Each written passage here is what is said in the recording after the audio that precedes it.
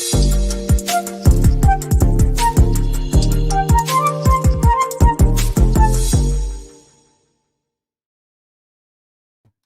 right, the red light is on, means we are live. Good morning, Mr. Adelman. How you doing? Hey, good morning, Mr. Cox. How are you doing, sir? Awesome. So we're going to just take a minute, and I'm going to introduce you a little bit. All right. We've been around each other for a long time, since you're probably 4 or 5 years old. I call you, even though it says Robert Adelman, I've always called you Robbie, so that's probably, it's going to be hard for me not to do that. So I'll make sure that I let you guys know that he's been with me since he's a little kid, and we'll talk a little bit more about that in a second, but I'm going to go ahead and have you just take over, introduce yourself, tell you where your school is, about your family, your children. So with no further ado, Mr. Adelman, take it away. Thanks, Mr. Cox. And no, thanks for having me on this podcast. I'm real excited and definitely honored.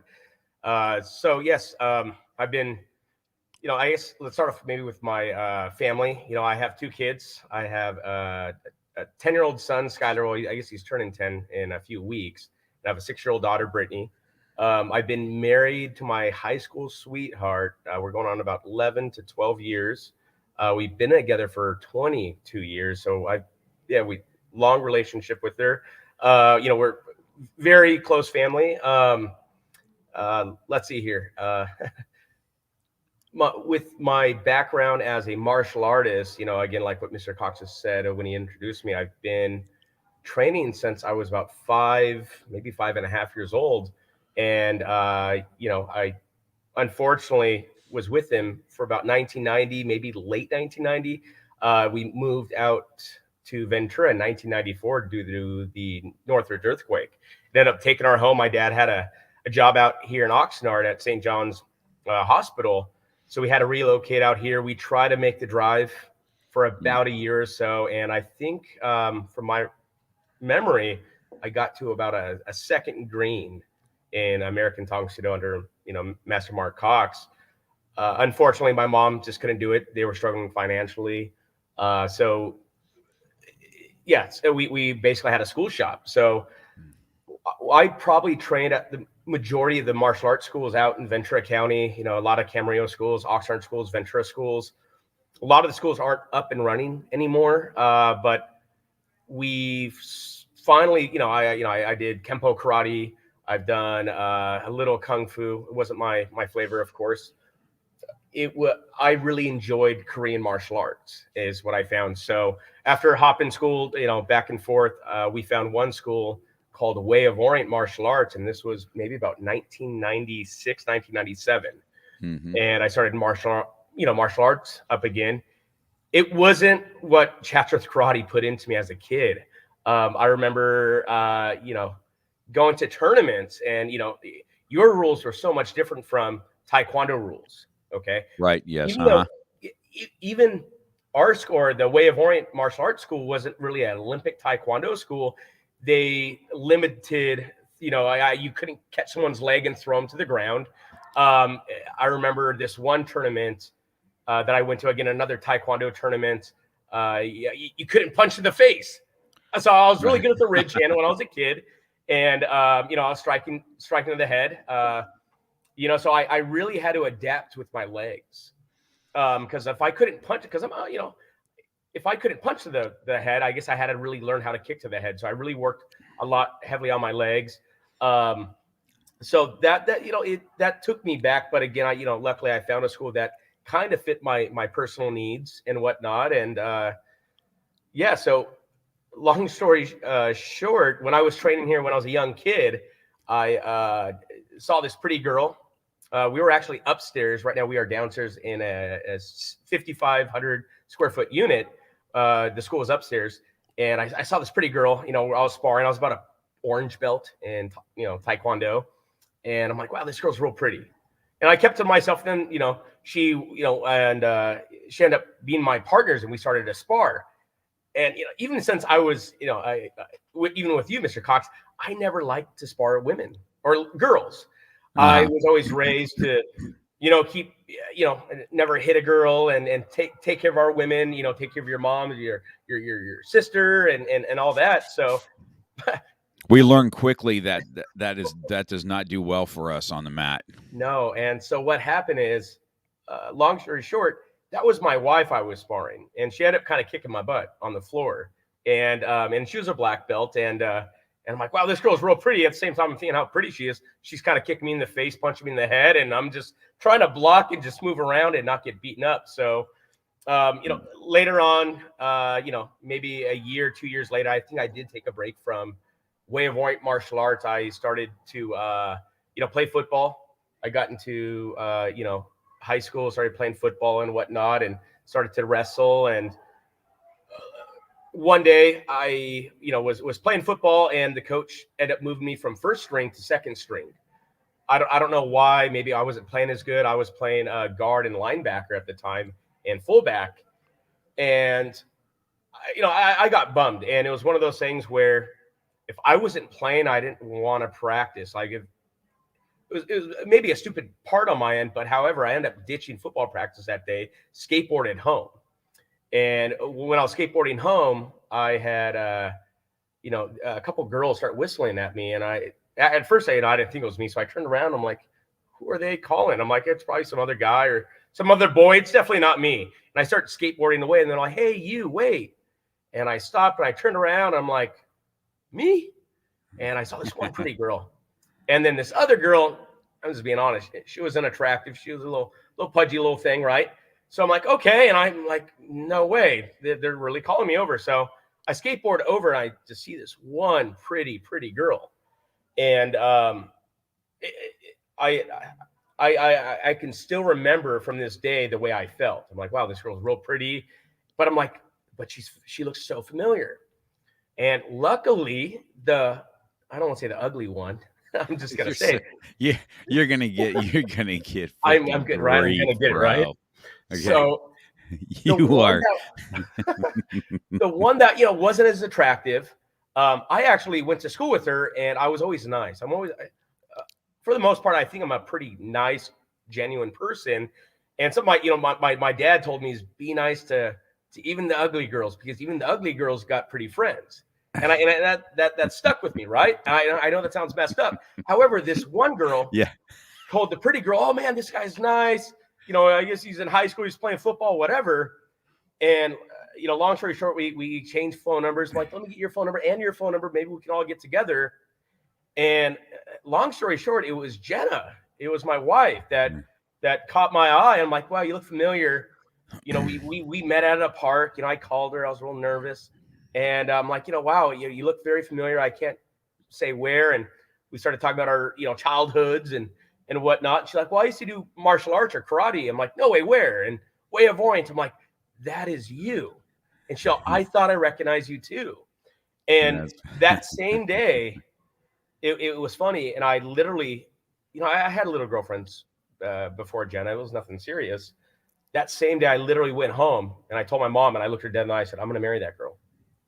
And she's like, what are you talking about? You got to play the field. You got to play the field, right?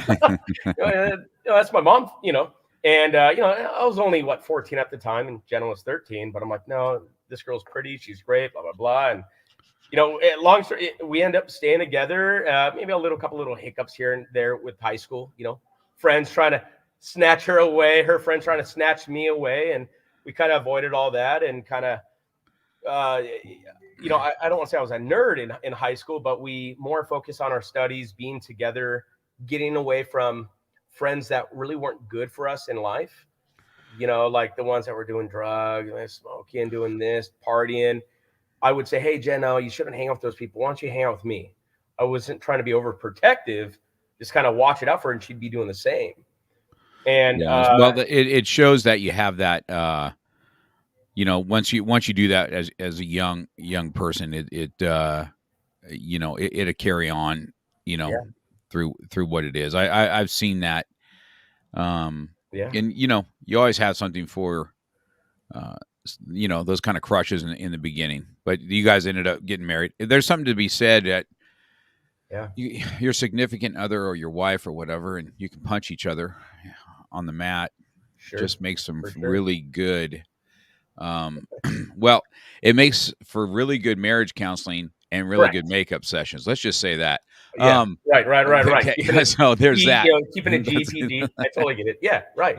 For sure. So let's go back to where you started in Yeah. the martial arts. So I had Yes. you when you were 5 years old, and I believe, as a matter of fact, back in those days, it was not uncommon for me to go pick up students from their house, No, and no, it wasn't. if we're going to Oh, go do demos, I did it quite often. As a matter of fact, you lived in an apartment building, I think in Reseda, not Reseda, in Northridge. yeah, yeah. And near Reseda Boulevard or something by the college, if I remember right. Yes, yeah, And correct. On Van Owen. Actually, I correct. was on Van And Owen. Yeah. um, yes, near Pierce somewhere. Pierce I College, kind of right. remember all that. Yes, and Mhm. so I used to go pick you up, and as a young guy, you always kind of stood out anyway because you were just you were talented. It's funny to watch your son today and go, wow, he's probably better than even his dad was. Yeah, Uh, for sure. when he was a kid, and I know you had a natural ability. Of course, your mom kept you in class quite often. I mean, she All had the you time. she had you in that studio, any class that there can be, or I was picking you up and taking you to class if it couldn't be. As a matter of fact, I think I taught your whole family Yeah, yes, at sir. one Yeah, point, you did. right? So Yep. you know, we had some tournaments and stuff when you were a young kid, and so Yeah. you notice, so when they're hearing this story, right, that 94 earthquake hit, right, and you remember there's just a few things that happened in the school, right? We broke a mirror, Yeah. and of course the offices were a little messy because we had to pick up stuff there. And I don't know if you remember, I had a Coke machine in there, Yes, I do. Yeah. and it bounced across Pepsi, the actually. room. I don't know if you remember that. There was a big dent in the front of it because it had. I don't know how it did it. I really don't. Too bad we didn't have film of that. That'd be a great highlight reel. But Right. that was a pretty devastating thing that we had to overcome. Is like this earthquake thing that hit, and then you had to move. And I remember when you had to go to Ventura. And I'm like, man, that's a kind of a bummer because I'd lost one of the prize students. And so, I mean, how old were you then when you guys moved? How old were you? 8. So I you were was 8 8. years old, and I just turned 8 because my birthday's in December, and January 16th, 17th, going into the, we had the Northridge earthquake. So I Uh-huh. think I just turned 8 years old in So '94. Yeah. so when you moved, I mean, and you're right. You guys tried to make the commute a little bit, and the commute is no picnic anyway. Yeah. Okay, it's you and I drive back and forth to see each other now today, Yep. and it probably gives us, even myself, when I drive to North Hollywood, that's where I went to school, Yeah. and I lived in Tarzana. And when I drive there now, it reflects back on how much my parents drove me to make sure that I had the best that I could have, right? I Correct. remember I do it all the time. Every time I go past the old school or something like that, I'm like, man, my parents made this drive. My mom, she made this drive every single freaking day, right? And you know, and how hard my parents worked to do things, and which is the same for you, right? They're trying to get you out there to get to me. Did you stop at that point? Was there a stopping point for a while before you started a school or not? Yeah. So when it came to a decision, and maybe it was my dad working more shifts because now we live in a different city. My mom trying to make ends meet because she was an apartment manager at the time, so Right. her Mm-hmm. job was staying at home, dealing with all the tenants in the apartment building. Maybe over 80, 90 tenants. I mean, it was a big building.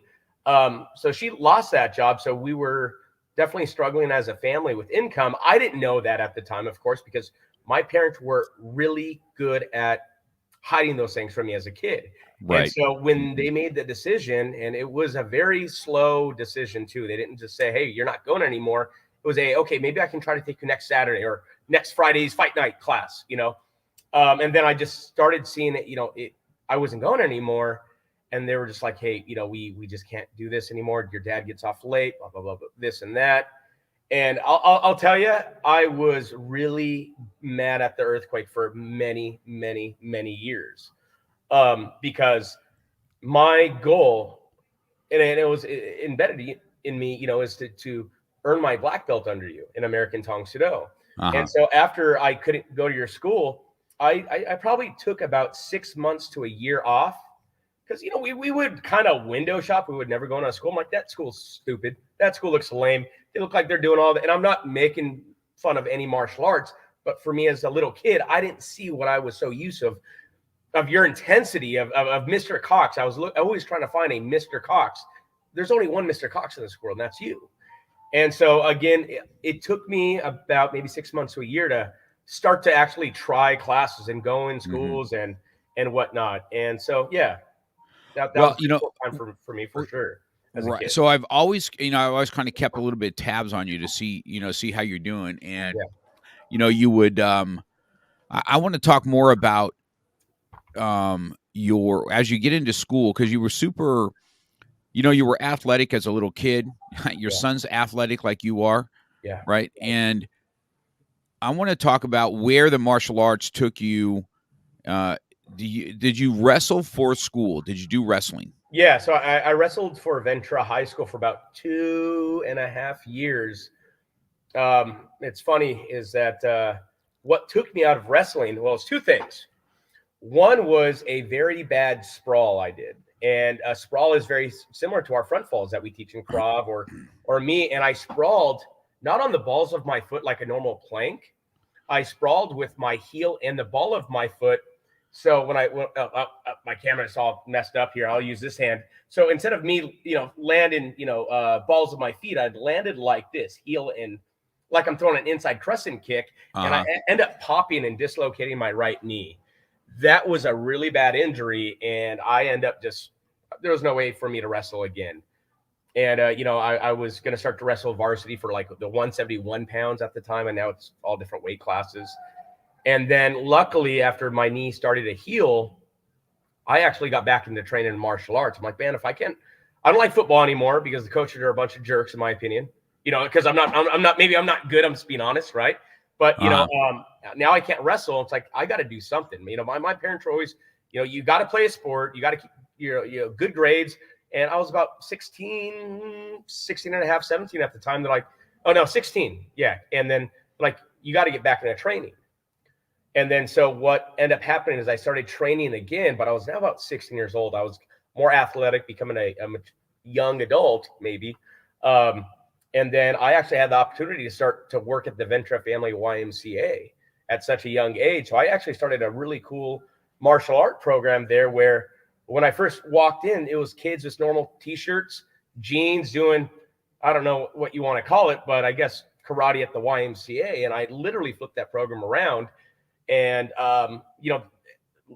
where students are wearing uniforms now, slowly promoting in ranks, learning, gaining students from the YMCA to this school, Way of Orient Martial Arts. I wasn't the owner, of course, at the time, but I really built a strong karate program, and and then I started doing personal training. They picked me up as a personal trainer, teaching kids, adults, working with elderly, working in the weight rooms, working the front desk, and then they also actually threw me on as an athletic director. So martial arts, I appreciate and thank martial arts for everything that it's done for me in my life.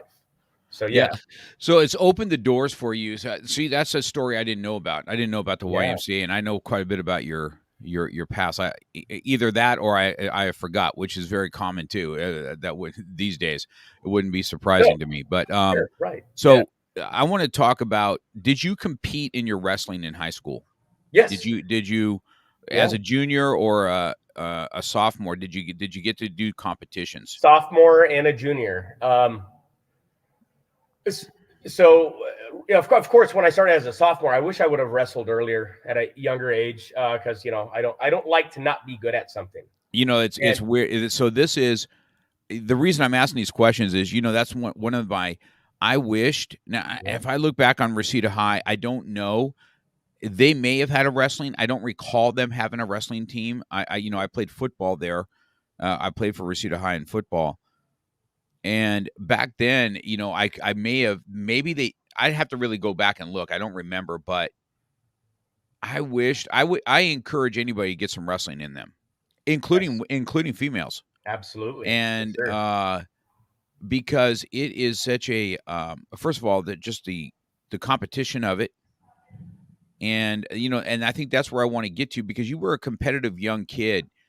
What was it like for you on the wrestling mat, and what was your? I mean, were Yeah. you a mediocre wrestler? Were you one of the top wrestlers? Where were you on that food chain? So when I again started wrestling, it was a whole different animal. I enjoyed wrestling because it was one versus one. It's you versus That's this right. other person, right? I didn't have to rely on the quarterback. I didn't have to rely on a lineman protecting me. It was me. How much hard work I've been putting in? Have I been running on my own? Have I been weight training, eating right? I mean, I actually enjoyed it, and I ended up losing a lot of weight wrestling. Started getting healthier and stronger, but my first year wrestling, I don't know, wrestled about 12 matches. I probably only won about 4 my first year. Mm-hmm. Just me trying to learn how to, and I really was trying to pay attention in the wrestling room, but when they were trying to show moves, how to pin someone, how to do this, how to do that, it wasn't connecting. So I only used to do a half or a power half or a cradle were my to-go-to moves. It's all I knew. And I would ready for this. And the coaches would throw me in whenever, if for whatever reason, if this other teammate or the other team's wrestler was a dominated into pins, they would throw me in because I could do the splits and I would not get pinned. So we would, instead of losing 7 points on the wrestling team, right? If we're doing a duel, we would lose 3 points. From my memory, maybe it's 1 point or something. So right. We already knew, like, hey, we're going to get beat. They would throw me out. And, I would do my best to, stay on my belly. Now, of course, you don't do that because of BJJ, right? Right. But I would end up doing the splits on the mat. And we had one coach start yelling at the other coach, my coach, said, hey, that guy's cheating. He can't do that. The ref's like, what are you talking about? He's not cheating. He's just doing the splits. And so I end up saving team points doing the freaking splits. And I thought that was pretty funny. The next year I got a lot better, I think. But that's when I was winning like 4 matches at this one big tournament. I got cocky and I'm like, man, this guy's going to shoot on my legs. I'm going to do this big sprawl. I'm going to, cross face him, take his back. Right. Mm-hmm. And that was the match because I was cocky. I was too cocky. And I ended up popping my knee and he ended up pinning me. So bummed. Yeah. So I think all of us, dude, have those stories, right? You've heard my stories too about where my ego got engaged in something, and then it comes back to bite me. I've been intrigued in this story because on this particular part, because we speak a lot about, tenacity, and it's right when you're on the mat, when you're doing a karate class, or you have a partner, you're doing 1-steps and you're doing your forms. Yeah. There's nothing more than, and this is where I want to go with this. Like, if we're going to fight, right? Yes, sir. It's mano a mano. It's you and it's me. So, and the better person's going to win. If you're in a wrestling match, it's the same thing. Now, just like yesterday, we were at the BJJ tournament with Ashley yesterday, and watching her submit to one girl, and then she took second place because the other girl was really good defensively, right? Sure, and so, right.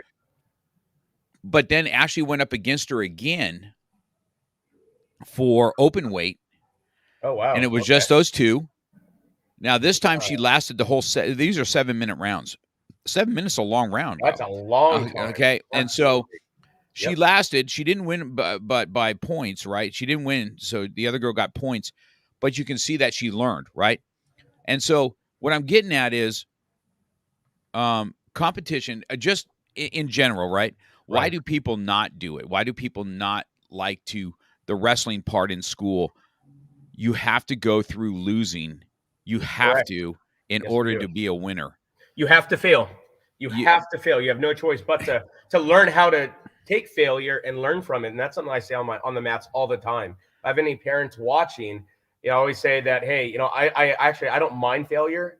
I appreciate failure. The thing I can't stand is quitters. You never do anything, learn from anything. Right. You quit, right? But I absolutely get that, sir. So we had this discussion, and I thought this would be good for you because you're a little younger man than I am, right? So, because you're still in your 30s, I think, is that right? 36. Yeah, so you're 36. So Yes, sir. Right. don't even cringe, bro. I was in my prime at 36, bro. Okay, I'd give anything to be my 36s again. Sure. But your mom and stuff, you know, that generation of parenting was about you know, either strap up or shut up. You know what I mean? Yeah, it was. And It really was. it was such a refreshing thing to see at that time. Now I think parents are what they are, whatever generation, right? When our kids are playing, we get pretty emotional with our kids, or we live back our childhood through our children and stuff like that. But Correct. so you're in these wrestling matches, right? And tell me how that has translated to you to be a teacher now. Okay, so Yeah. When you take your wrestling, I'm not talking about skills, man. I'm talking about mindset, right? This is what on the podcast, what I want people to understand, what it looks like when there's nobody. You know, I'm going to tell you right now, Rob, this is what I feel. I feel a lot of people don't compete because they're afraid to lose. Right. Right. Yep. You don't get a rid, or yeah. Right. And I can't say that even in my times coming up the ranks, I probably had the same mindset sometimes, right? Is like, oh, I don't want to look like a fool, or I don't want to be the one that has to tap, or whatever it is. So they miss out on this awesome opportunity of learning, because the notion of failure is so much stronger than the notion of winning, right? Yeah. So, and huge, for right, sure. and so, tell me how that has translated into you with your own son. Number one, how do you speak to him about what it looks like to be okay to fail, and how that has translated into you being a father and an instructor today? Tell me those lessons that you learned and what you're doing with them. Kind of going back to, my parents, whenever you had a tournament, I mean, you can probably just look behind and see a few little tournaments. Like this trophy right there is from Chatsworth Karate. I think the one it's funny. I remember that. I remember that trophy vividly. Yes, sir. And whenever you would have a tournament competition, they throw me in, and they would even do private lessons with you. Yeah, you probably remember the Eye of the Tiger design form with me and Garrett, right? And we ended up taking first, but there was times where, for whatever reason, and whenever I would spar Garrett, he was faster, but I was stronger. Whenever we would compete, him and I, we were the last two. It was always your Chatsworth boys. He would win because he was so faster that I had hit him, right? And I remember I just get so mad. And and then my mom, of course, I didn't like losing. And you and I have, I think, the same mindset. The second place is the first loser. And I know someone else I think it was Justin Reese on your podcast said the same thing, right? Yes. So, I don't know if I'm good or bad back in those days, dude, but I was hardcore, bro. I'm glad you were. And, and kind of going back to the wrestling, right? So when, it would be me and someone else, and it's like, man, this guy's, because I'm stocky, right? I'm not tall and lanky, I'm not wiry.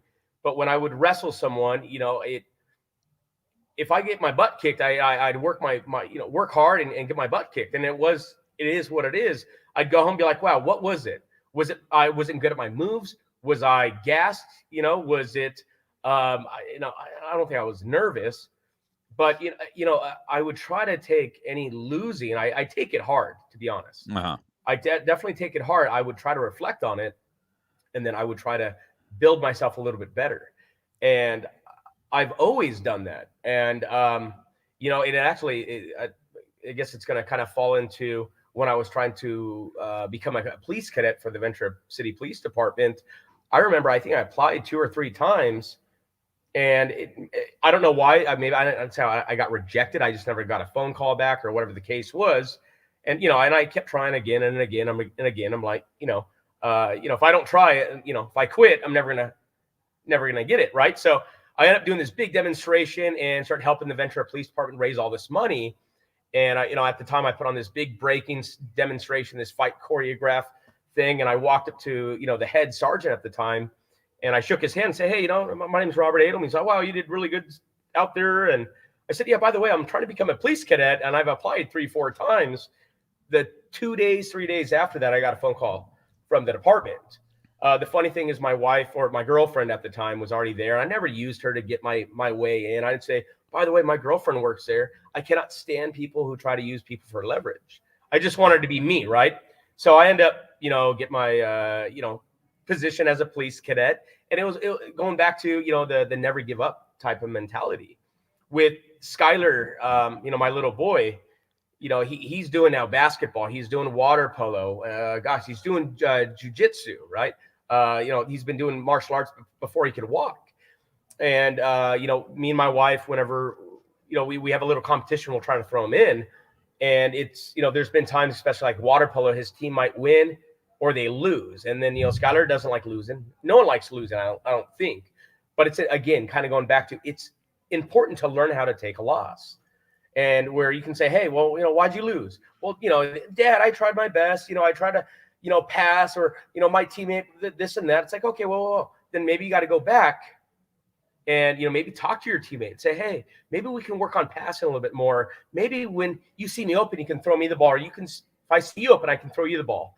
When it goes to competitions, I remember this one time Skyler did, in my opinion, and I think you were there, Mr. Cox, and I think you and I said something. I don't want to name the tournament because it was a pretty recent tournament. Skyler did a form next to someone, and it was a time when they were doing 2 kids at the same time. This other kid had no energy. Skyler had pure energy, and his score was not even to the point where he got him 3rd place.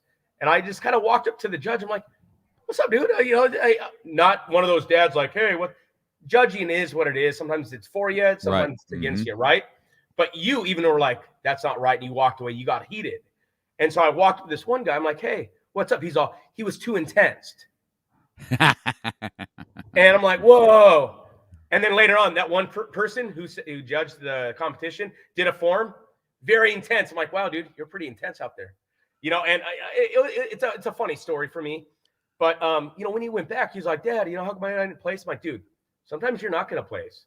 And I tell this even with my my parents today, even at the private schools or the private school I'm with right now as a athletic director, sometimes the ref will be with you.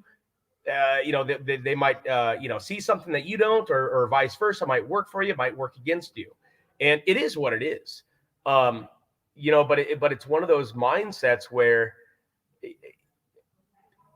you got to take what you can from losses and build yourself and go back. I mean, So I agree with that, because myself too, I hate losing more than I like winning. You know what I mean? Absolutely. Okay. I mean, I hate losing more than I enjoy the winning, and I can't stand it. And I've been in those situations too, where judging's when I competed, and sometimes it goes your way, sometimes it doesn't, right? And the life lessons learned on the mat are just that, or at a tournament where it's mano a mano, you know what I mean? And you do what you do what you're going to do. And I was interested to hear, so, because you have a son, so you're going to have these conversations just like I had them with my own son, about what that looks like and how it's going to be. I mean, I remember the story. I believe I don't know, you got a bloody nose or something as a young kid. Yeah, I tell the story all the time to even my parents at my school. Yeah. Go ahead and tell the story so they can see what that looked like back then. Yeah. And I just told the story last week. So if it was a parent watching, see, I don't make this stuff up. It's all life experience. And again, I owe a lot of it to Mr. Cox. But we were, maybe it was my first or second fight night. I had my little sparring gear on. I had my gloves. I had my feet pads, and we're all sparring. And we punched to the face. Right to the dome, Yeah, we did. Days were different, we didn't wear I still don't wear the turtle vest. I hate those things, right? So I'm sparring and I catch a good punch, boom, right to the face. And at first I'm like, okay, it sucked. And then I started looking down, I'm like, drip, drip, and I see blood on my hands. I'm trying to see what's going on. 5, maybe 6. I don't know. I was sparring at white belt though. And as soon as I looked at my hands, I started kind of like, oh no, what do I do? And I go right to my mom. Like, oh, and I almost want to start crying. Mom, I have a bloody nose. It's blood, and flip it out. And and it wasn't like aggressive. You did this. You're like, whoa, stop. You grab me. You're like, whoa, you come with me. And I'm like, but I have a bloody nose. And you went to the water fountain. You took care of it. You cleaned it up. But you're like, hey, look, you grab my white belt, and you kind of brush it across my face. And you know what this is?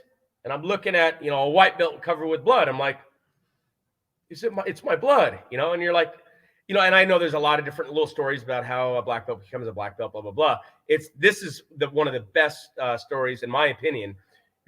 This is what happens when you're trying to learn to become a black belt. It takes blood, it takes sweat, it takes tears. There was no belt, colored belts back in the day, and from maybe one of the stories you were told, and this is the correct path on earning your black belt. And I stood up, I sucked that all up, and I got back on that mat.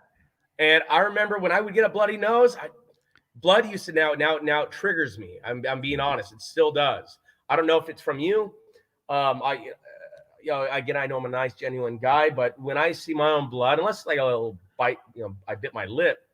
If I know someone draws blood, maybe I get a little tunnel vision. I get a little, I don't say rage. I'm getting older, I can control that better. But I get fired up. And that was one of the best stories I can remember. I share that with little kids who get a little pop in the face, a little bloody nose. And I actually do it to their white, to their white belts or to their color belts. And I will tell them that story, I think that. Love it.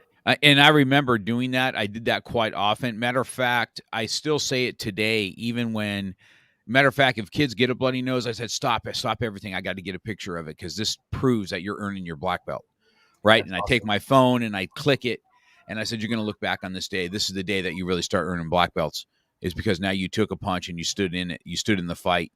You know what I mean? And I think that's one of those things that's the Chatsworth mentality anyway. Right. It is. You punching me isn't going to take me out. You better take me out. You know what I mean? Punching me might just get me started. That's just how I've always been. And I remember back in those days, that thing. This is Miss Montgomery. You know who this is? Saying hi to you? That's Ohannes' mom. Yes. Hi. How you doing? So I think that, because you had some good stories on that, and I had some leeway with your folks, you know what I mean? They let me mold you a little bit. And so that was a good, that was good for you. And, some people couldn't handle it. Some people couldn't handle my, I don't know what it is. I don't know if it was my intensity back then or really what it was. I'm not saying that it was great either. I mean, I had some learning to do myself on how to, and I do today too. I mean, I make mistakes. I never hit it out of the park every day. Okay. Every day I'm like, you're human. We're all human. Right. You know what I mean? It's just like, now I got to go back and apologize. And when I was a younger man, I hardly ever apologize. But, as you get older, you have to learn how to, just like anything else, you got to learn how to suck it up and admit wrong and have some ownership in what you do. And then there's other times that, you've got to let, you got to let things, do what's right, I guess is what I'm trying to say. Right. No, for sure. Yeah. No, I kind of going back to a quick little story when I was a white belt. I mean, again, it wasn't an aggressive, it was a mindset, but you wanted students to know, hey, what you're doing is important.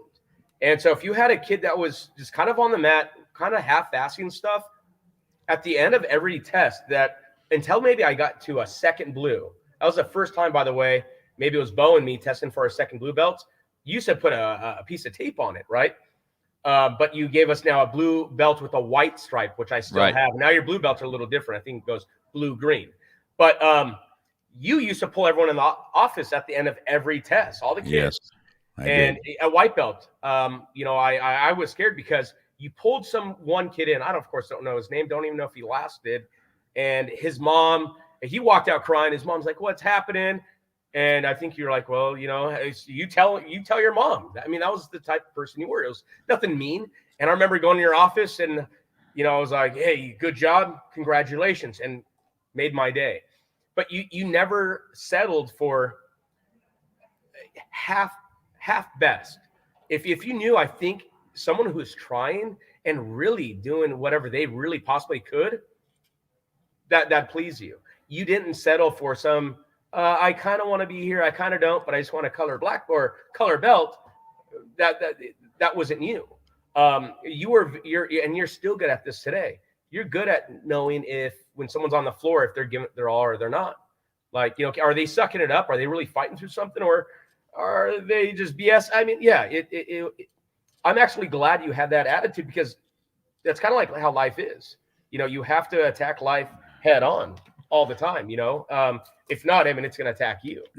Yeah, I think, and I think that's right. I think you took some good lessons. You definitely had the studio, at a time of your life that, it probably grew to what you were, because you've always kept everything that the school has to offer. I look back. It's really hard for myself. All the acclimates that people give me and stuff like that. We never sit back and kind of take in what we're trying to achieve, right? A legacy that we're trying to achieve. Right. Correct. And so I think that the lessons learned. That's why I was asking you about your, we've talked about this stuff before, but the wrestling and what you took from the martial arts and the mindset that it comes with it, because as we continue on the interview, the mindset, really, we talk about having the mindset, but do we have it when we're being tested? Do we have it when we're being tested?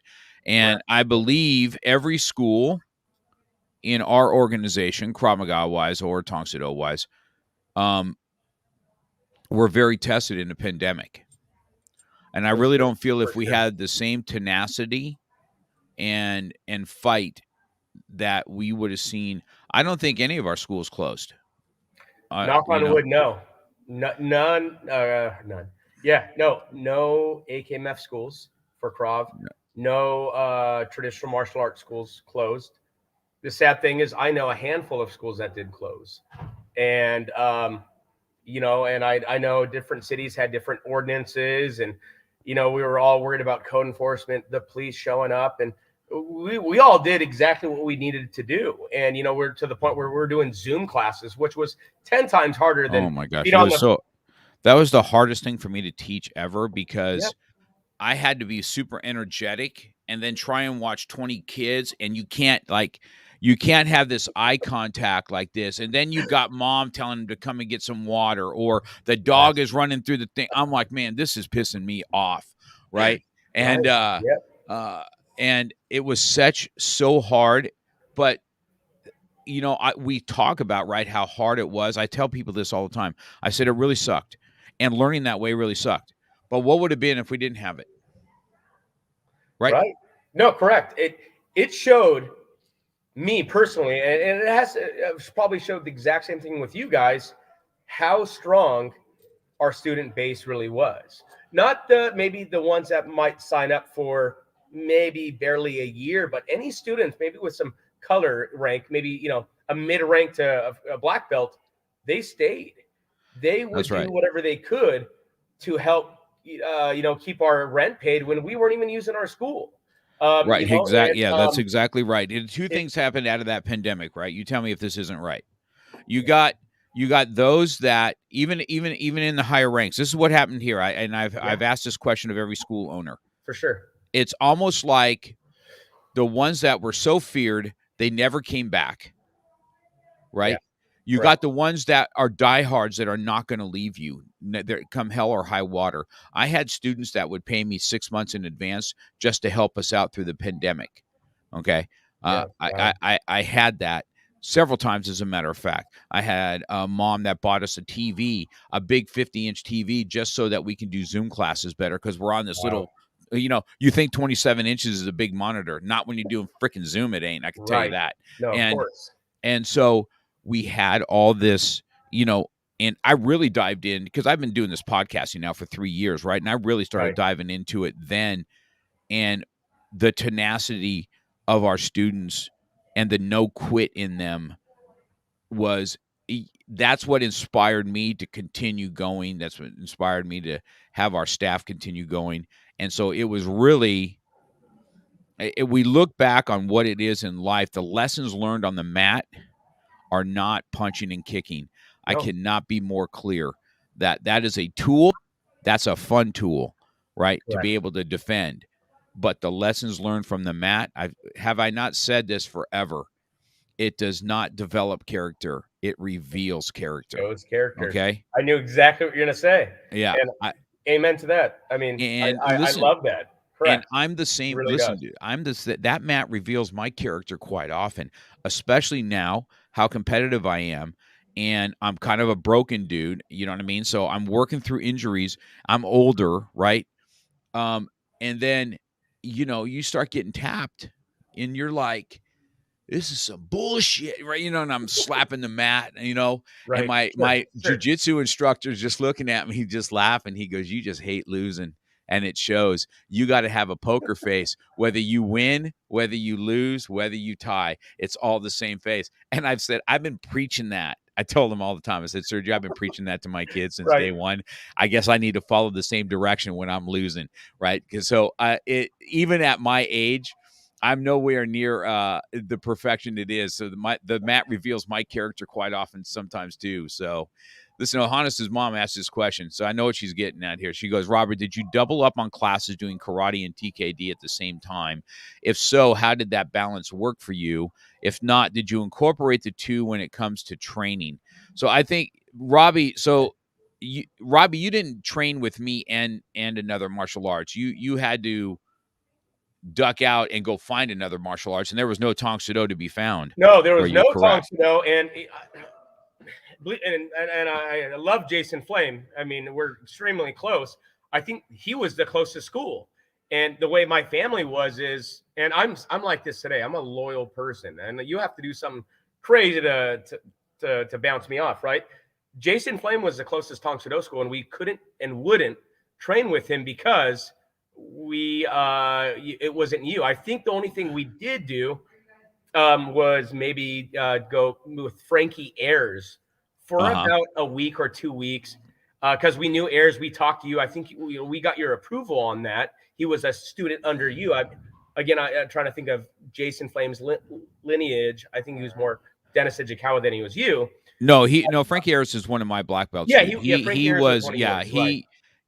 I mean, he may have tested at Mr. Ichikawa's studio, but he's been with me since day one. And I remember Yes. he opened up in Simi Valley or something, Yeah. or Thousand Oaks. He opened up in Thousand Oaks in That's that little correct. Yes. shopping So, center. Yes, and I remember, and we tried that too. We talked about Jay too. You know what I mean?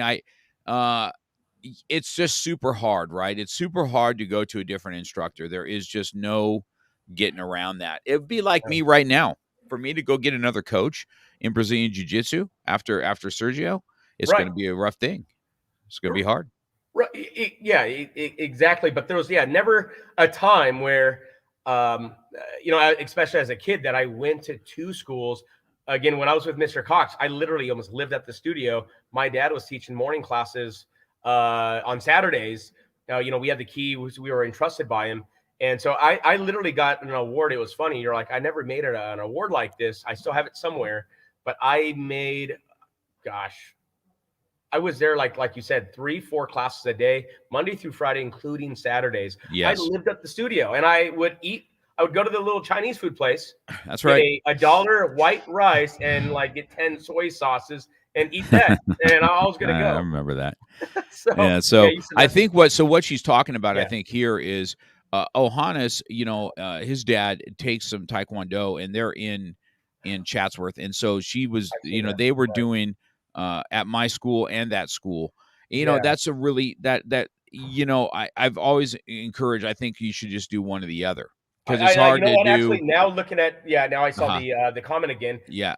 For a It- child, and this is what I tell my students, that is very difficult because Tang Soo Do has an American Tang Soo Do forms. I almost 100% certain Ohanis has Taekwondo forms, yes. and, Correct. and I'm just talking about forms. Let's not even talking about terminology, technique, and I know it's a Korean martial art both ways, but they are actually pretty different, especially if Ohanis is training more of an Olympic Taekwondo style than Mr. Cox's style. Yeah, he is learning two ways, but I would say I would recommend him sticking with one until second or third degree black belt. Honestly, I mean, not even first degree, right? Because, I think second degree, third degree, you're starting to really now master your basics. And that's actually what a master is, in my opinion, someone who masters their basics. A black belt is someone who understands their basics. And, that's good. That's good, Robbie. Starting to sound like me a little bit now. Again, everyone's a little different, but it's not like he's playing basketball. And again, my own opinion, Miss Montgomery. So no disrespect on my end, but yeah, I would make sure that I don't know. I think stay with one, just like what Mr. Cox says. Get to know that very well, fine tune it. Okay, great. He's up to par, and then maybe try maybe jujitsu or something similar. So hopefully that answers your question. I know I might seem a little. Yeah, I think what she's asking is if you're training now with me and then you went to Taekwondo. Now listen, you were always a kicker anyway, even in my school. So I think I think that's the beauty of if you're going to cross train in martial arts, cross training, doing Taekwondo and doing Krav Maga is a good mix. Correct. Doing Taekwondo and doing grappling, that's a good mix. Trying to do two traditional styles together, I think that is you're like, what form is this? And my stance has to be different. My chops have to be different.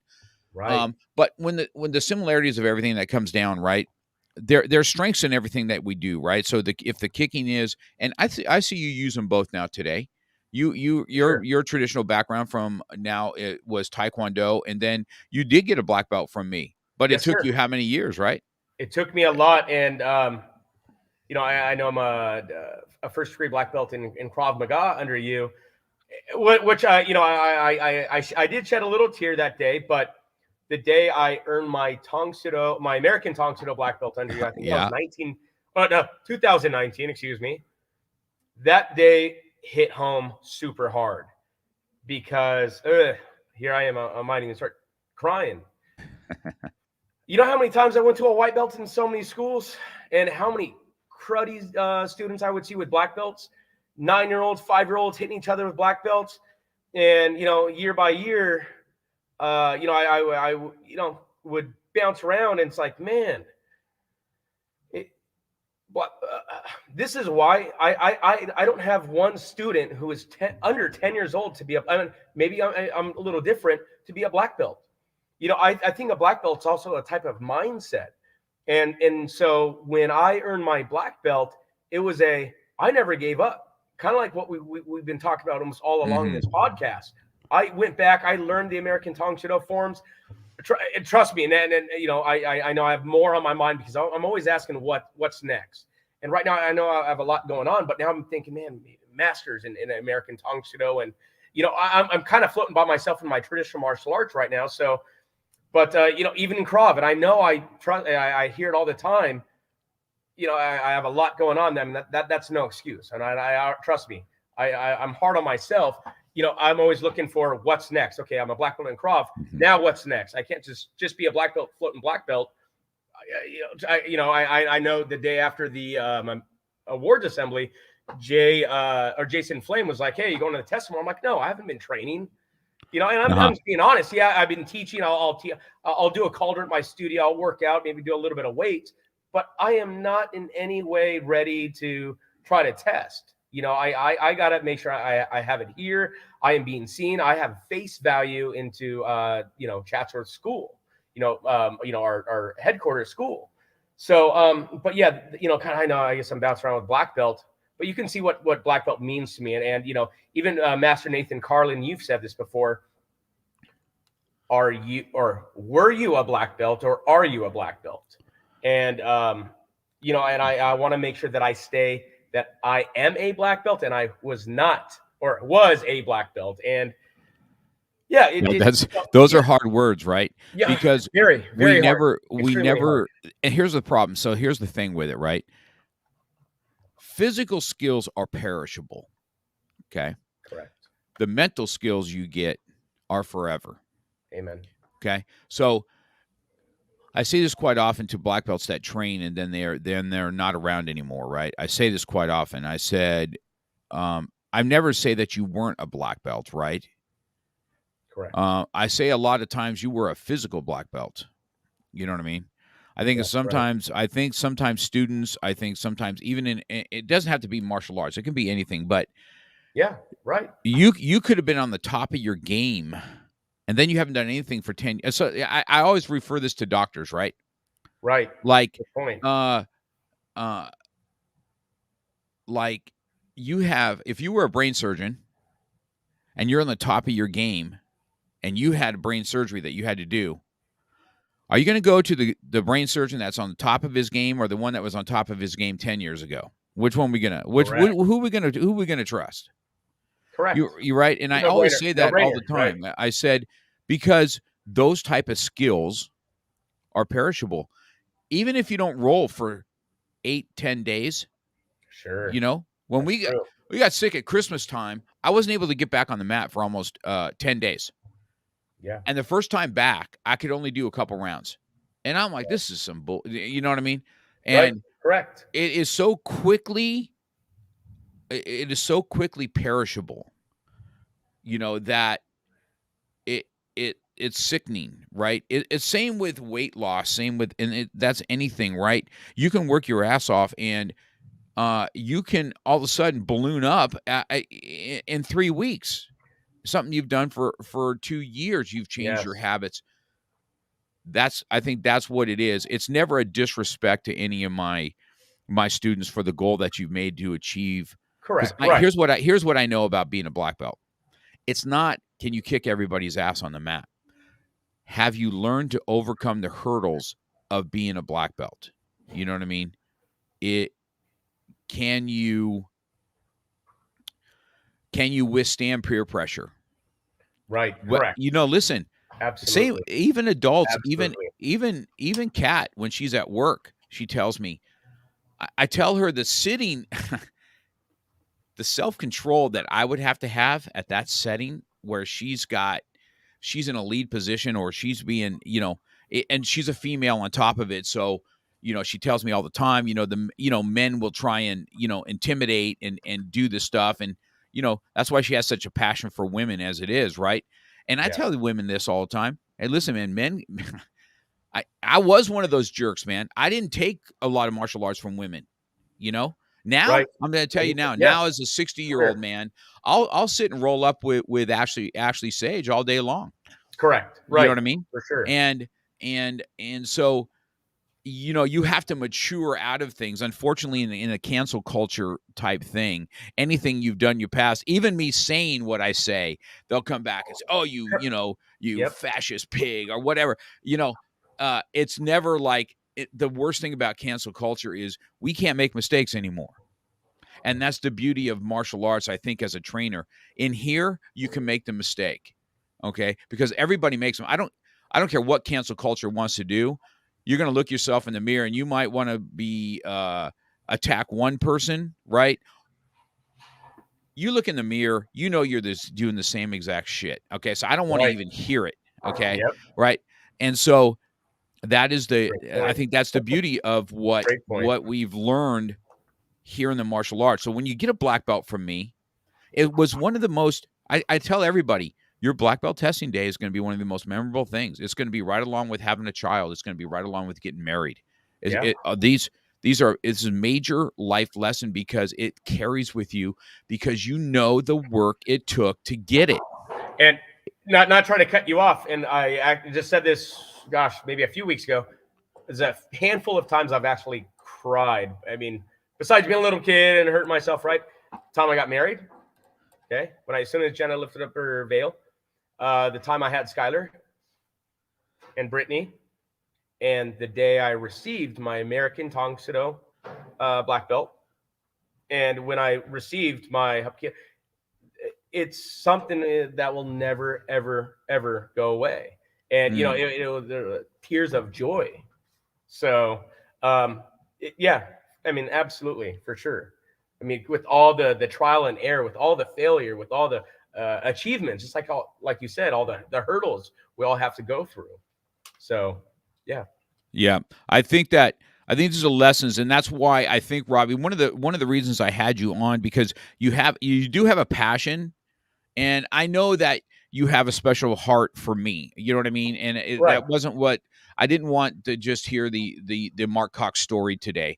I wanted to hear the Robbie Adelman story on the lessons that maybe I was a part of in your life that you now are giving other people, and you seem to do really, really, really well in that. And Thank you. you know, and I see the passion you have for your students. I know Yeah. that you're a lot. I know exactly how you feel because I've coached my son in the ring. I can't even do that because I just want to kill everybody in the room. You know what I mean? I That was remember you. Yeah, I saw some clips of that. and That would I'm be just very hard for me to do that that with was super Skyler. hard for me. And Yeah. competition for me was a lonely business. I didn't really have my instructors there to watch me. I won world championships, and sometimes I did it by myself. It was kind of Bo and I, you know what I mean? Right. And Right. uh, but I remember. the competitions were times for me to go up against somebody else because I need to test my skill set, right? Yes. And I just think that you have those same you have those same qualities. I don't quite often. This, one of my biggest downfalls, guys. You know how I am. I'm a cut up guy, man. If I'm cutting up with you, I really like you. So I must really Yes. like you guys. Uh, Yeah. right? You know how I Right. am, right? And if you can get mad and angry, and I say this, and you can be like, if you can really chew us out, you care about us. Yes, Just like, yeah. and I'm not sure if that's great or not great. I really don't know. It's not the best quality. I say it quite often. You know, personality like yours, Carson Fortner. You know, I wear my heart on my sleeve, and if I cannot be a fake person, I just cannot. Not saying that you guys are fake. I just Yeah. if I don't dig you, I ain't talking to you, man. You know what I mean? Right. And Correct. Right. For sure. that's not. I'm not even know if that's I would probably say that's not a good trait, you know, in for to be honest with you. It's something I struggle with all the time, you know, and believe it or not, I'm a huge it's funny, as dynamic as I can be on the mat when I teach, because I Right. love that. I love it, right? I have such a passion for it. But I'm kind of an introvert. You put me in the party situation, I'd rather just sit with my peers, like at the AKMF. You know, I just kind of sat at my table with the who I like, and of course I like hanging around with meat eaters anyway. You know, military dudes and that you know are kind of cutting up and. But I'll be the quiet one in the group, and I just enjoy watching them do their thing. Right? This is what I am, and so I don't know. It's been good to watch you. And Ohana's mom had to really hear. It says when Ohana started with Michael, Mark, and Ken, he was only. I remember when Ohana started, man. It was really hard. This kind of stuff was hard for me anyway. And I know you have the same heart. Carson does Yeah. too. For I sure. can, you know, seeing the kid in the hospital, man. I'll have a tear come down my eye. I remember playing Santa Claus one year. Ashley Sherman was with me one year. I'll never forget that. I was dressed up in Santa Claus in the children's hospital, and this mom asked me, "Can you hold my baby? Because it's very possible she's not going to be. This baby's not going to be here anymore, and I'd like to have something with the Santa Claus." And I'm like, "Oh my gosh!" And you know, you know me. Can you imagine me holding this little baby that I'm Yeah. thinking is gonna pass away? And I just can't handle it, right? I Yeah. have a super heart for the those that are disabled and can't fend for themselves. You know what I mean? Right. For So sure. she's talking about this. You know, he can only be able to do a 15-minute class, but he stuck with it, and Yeah. he became. This is true about him. He became a fearless fighter, thanks to all that believed in him. And you know, and I wasn't like I watched out for him, but I was hard on him on Ohanis, right? I'm like, Right. you need to push it, Correct. bro. And right, you know, I think instructors as yourself make more of a difference in kids' lives, Oh, especially kids with thanks. disabilities. Yep. You know, that's a great compliment from her. You know, here's the thing. We talk I say this all the time. The kids with disabilities, I don't think the kids are the ones that have disabilities. I think we are. Because every time we think that who has a bigger heart than this kid? This kid, Ohanis, I can hardly breathe sometimes, right? And then I Right. get a call from mom that, hey, we got to take him to the hospital. He's getting breathing. And am I the one with the disability? Am I the one with the heart of a fighter, or is he? You know what I mean? Correct. Sure. You go to uh Carson School and you get Austin, right? The one with Down syndrome. Yeah. Is Right. he the one with the disability, or is it me? Right? Right. Because Oh yeah. that kid, He was full of you joy. can listen. When I'm with Austin, you cannot be in a bad mood with that kid. No. I just don't. I don't care what you do. When he's in the room, you are doing nothing but smiling. He's such a better man than me, right? Because he loves everybody. He sees me, the first thing out of his mouth is Master Cox, and he's freaking big Big hug. hug. Right. And then he'll take my face and he'll put his head on my head like this, and he goes, "I love you, Mr. Cox." And I'm like, ugh. Right. How can I? I It's am right in so the heart. not that type. I said, I'm so. What would it look like if I treated everybody like that? Well, everybody think I'd be losing my rocker if I did it. Oh But, yeah, of course. Right. No, but sure. just to know, okay, who has the real disability? Is it me or is it Austin? I You like know that. what I mean? Yeah, for sure. And so I see that. I see this all the time in these kids. You weren't with me, but when one more story about kids, because I know you have a heart for them like I do. You know, we did. I'll never forget this. We went as a group. I don't think you were with me. It The camp was all terminally ill children. no, no. I think I Did you vaguely hear remember about a this? Let story me tell about you this. something, dude. Vaguely. Right. Kathy was with me that day. Michael was with me that day. We gave every kid a yellow belt that day. And to know, bro, okay, man, to know Wow. every kid that I taught that day was going to die. What I have pictures of it, dude. I can hardly look at the pictures because I know every picture there that kid is not with us anymore, right? And I and I and when you're with them, everything's so normal. And I remember calling for several months afterwards. One especially, I really had a connection with her, and because of how it was, dude. You know that when she was dying in the hospital, they couldn't give me any information, so I can go see her. They right, Yeah. and that was so sad for me. It's like Mm. just rules, right? You can't, the HIPAA laws and stuff like Yep. that. I mean, Right. except for today, you can't go anywhere without a vaccine card, but you can't go see a dying child, right? Uh, so that I don't know. You've had a heart for that too. I've watched it. Yeah. Um, on what you've done, and I think even Ohanis, I believe I couldn't be at a tournament. I think you were one of them that Yeah. kind of helped Yeah. that Yeah. kid out, right? Actually, it was funny. How I remember Johannes was. Yeah. He was sparring. I was one of the judges. I think I was the main judge on the floor. Kid was kicking butt, and I by looking at him, right, I didn't know that he had any type of illness. He was side kicking people in the Yeah. ribs or the chest, and Yeah. he was kicking butt. And I give him a little high five, and I talked to him and said, "Oh yeah, you're one of Mr. Cox students." I think I even said I've been with Mr. Cox since I was a kid. And there was a tournament at another school. I don't want to name the Yeah. name, Yeah. Don't. where Yeah. it was Don't. it. You were unable to be there, Mr. Cox. That's I right. was able to take your spot, Yes. and I remember Johannes had a little issue, and it was not like a personal, maybe I don't know, something on the floor. But I stepped in and said, "Hey, you remember me? I'm one of Mr. Cox's students now, and I was with him when I was a kid." And he was a great to work with. I got to know his parents. Uh-huh. So yeah, no, very nice people. Yeah. And the funny thing is, I never knew about a type of illness he had until I started, him and his, or me, the mom and the dad, we started following each other on Facebook, and I would see these things. And so Mhm. I'm really proud to see where he's gone.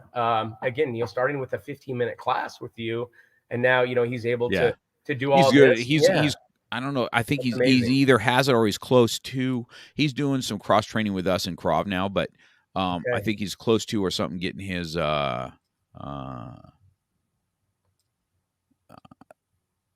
so it's been yeah, I can't remember. I think he's For he's sure. close to black belt in Taekwondo or something now, and Yeah. Um, and so that's just a great story right there. And I think I have a heart for. I know you have a heart for those that are bullied, No, for sure. and stuff like that, right? Very. Yep. And so, but maybe people don't understand too, where you kind of have a heart from that too, because you have a family member Yep. with a little bit of autism, correct? Very. Yes. Very much And so. and it takes I'm not sure people really understand even Ashley Sage to the extent of what she has a 32-year-old sister that is Yeah. um extreme. Her diagnosis is even more extreme. So to know what Right. the sacrifice people make for that is something else. And when I go to Carson's and you see, I see this all the time. I get it. My heart, man, like when people tell me excuses that they can't do things, man, Right. just shut the frick There up, you man. go. Okay. Exactly. When I watch Maddox, who couldn't really hardly walk, and then you see Matthew holding him and he's taking step after step, and he'll crawl all over the place now on the ground and chase you or pull himself up into his wheelchair. I don't know. Is martial arts about punching and kicking or about developing an indomitable spirit? Right. I love. The Yes. punching and kicking is an easy Absolutely. gig, right? The indomitable spirit is just something that, you know, what it is. And I think I have such a passion for it. I think I over passion. That's why I get so frustrated with students of my own. Like, do you That's a great point. understand what this can do for you in your life? Do you understand? You know what I mean? Even in Right. competition, even For in when sure. we do school competitions, a lot of parents don't. I've heard it. Well, I don't want it to crush their spirit. If they lose, Ah, I hate what the that. I know. what? What do you? You know what? You should hope they lose. You should Right. hope they lose because what Correct. lesson at the dinner table afterwards do you get to teach your kid if they win the big trophy or they Yeah. win the thing? Right. So you win the big trophy, you're at dinner and celebrating. You're so good. You're so awesome. You're so duh. You lose, especially if you're supposed to win. What's that conversation look like? Hey man, Yeah. what lessons did you learn? Hey son, this is what happened in my life. Okay. I mean, which conversation is better, man? You know, Obviously, right. right? But actually, Skyler, and I'm going to use my son. My wife and I just had this conversation with him. Maybe it was about a month ago. He was doing jujitsu at our school here, and and for the most part, I mean, he's good at it. But there's this one student. He's also one of my traditional martial arts students, where this one kid's man or handle him. He has really good control. He's not hurting him, but he's arm barring him. He's getting a rear choke on him. And Skyler one day comes home and he's a little bummed. And I'm like, dude, hey, listen, I already know he's trying to. He's not just half-assed. I'm like, dude, if all you're doing is winning, you're not in the right place, dude. There's no room for growth. You need to. I mean, if you're losing, now you have time to grow. And if you're the best, I mean, honestly, if you are the best of the best of the best of the best, how much growth can you go from there? And I told him that. I said, hey, listen. So when you're with him, learn. You're That's gonna be right. part of him really soon. Martial arts is very passionate. Yeah, it's very close. Jujitsu, wrestling, any one-on-one contact sport, very intimate. You actually get to know that person a lot better than people think. And So, go, it's yeah, I think your lesson there is so important to your son yeah, because he's one of those natural talented ones, right? The yeah, natural sure, talented ones are the ones that have to be schooled a little bit yeah. He to does. learn, right? Yep. And so, my coach Sergio, and then when I don't know if you go back and listen to Labario's podcast, I don't know if you listen to him and I do our podcast together. It is Okay. it's what Sergio says something that was very profound, right? And he says it almost all the time, even with this. Winning is very special, and you don't do it all the time. You don't win all the time. Winning is a special thing, and if you get a chance, and then Labario talked about how many people in jiu-jitsu really don't compete. Right. You know what I mean? Probably a And not that ton. it's a bad thing. He says some No. people that compete, that's how their path is in their jujitsu. Those are that just going to train, that's their path in jujitsu, whatever the path looks like. Right. And Right. when you look at it, that perspective on those that are at least out doing it or trying it, there's something to be said about the tenacity about that goes with that and the lessons learned there. You're going to get lessons learned the other way too. You're going to get lessons learned on the mat either way. Yep. It's For sure. just, it's Absolutely. just, It's a different type of lesson, though. that's For correct. sure. And Absolutely, it is. and I tell you Yep. know, if there's anything I've learned, it's amazing that I've got a new passion for this martial arts of jiu-jitsu, right? Yes. And listening to your coach in the back of the head, even when he's not there, you find yourself. I find myself repeating him because he is a champion, Sure. right? And what he says, and he's like, you know, what he says in things and about solving problems, solving the issue. You either going to give up or solve the problem, right? Or solve it. You know, figure a way to solve the problem. And so, yeah, it's been good. And I know you have a passion for that. I know that you compete. You're a competitor, so you competed. Yeah. And we didn't get to compete against each other in brick breaking, but if you want to still do it, we still can find one where we can go up against each other. The story that never goes away. You were stacking like 16 bricks on fire and crushing them. I just wanted to like see you. No. I know. I guess maybe with that phone call as a teenager might have came off like that, but I never thought like it's one of those things. You know how I am, dude. There's certain things that I have that will never go away. That's great. It's funny. And I get to trust me, bro.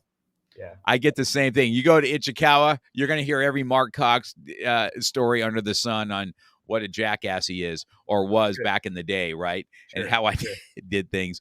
But one thing you'll hear from him, I am loyal to a T. You're the same way. I'm glad that you were able to still do your you didn't get me, dude, but you still made a path for yourself using martial arts, and now you're changing lives because of it. Whether you started at Chatsworth Karate, you're still the man that continued on and got your black belt, even though you couldn't do it under me. And I know that I know you struggled with it because I got phone calls about it, right? Yeah. And I kept telling you at that time, hey man, don't give it up, man. Just go after it. You know what I mean? So, this has been, gosh, we're an hour and 15 minutes in, so wow. we'll have to, we'll have to get ready and end this. But I think that, you had a story to tell.